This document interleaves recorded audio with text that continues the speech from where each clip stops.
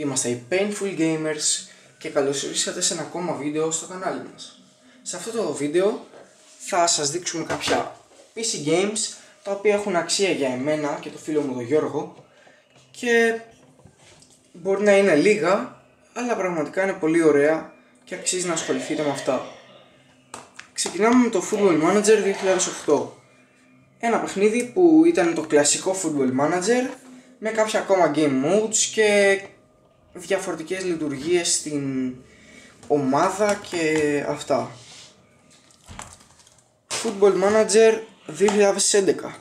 Το παιχνίδι που έφερε την επανάσταση στα Football Manager και γενικά στα games που έχουν να κάνουν με ποδόσφαιρο και το να είσαι προπονητής αυτό.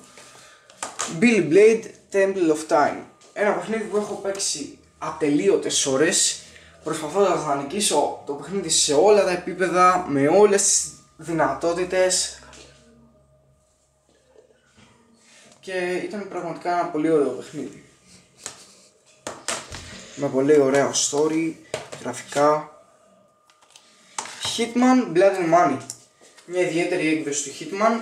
Το ξέρετε, το Hitman, ελπίζω, είναι ένα παιχνίδι που μόνο σκοτώνεις, αλήθεια. Οι αποστολές σου είναι να σκοτώνεις απεριόριστα.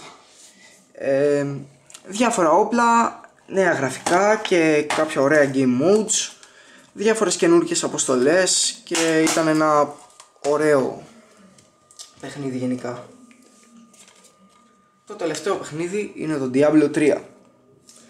Πρόσφατα αγορασμένο, δεν έχω προλάβει να το παίξω πολύ.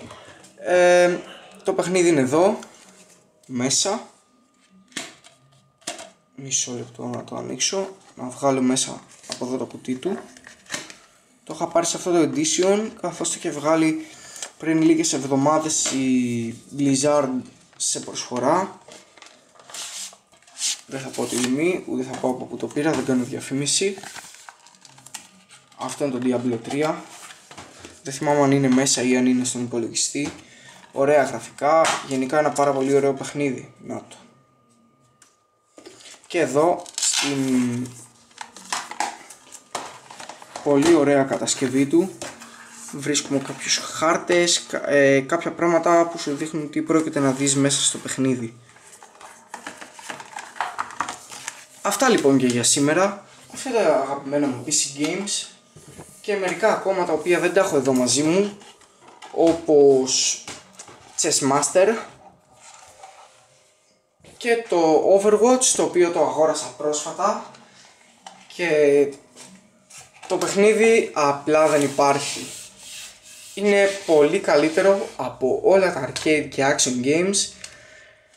Η τιμή του μπορεί να είναι λίγο τσιμπημένη, αλλά πιστέψτε με, αξίζει τα λεφτά του και πόσο μάλλον να το αγοράσετε σε PlayStation 4. Γεια σας παιδιά, τα λέμε στο επόμενο βίντεο.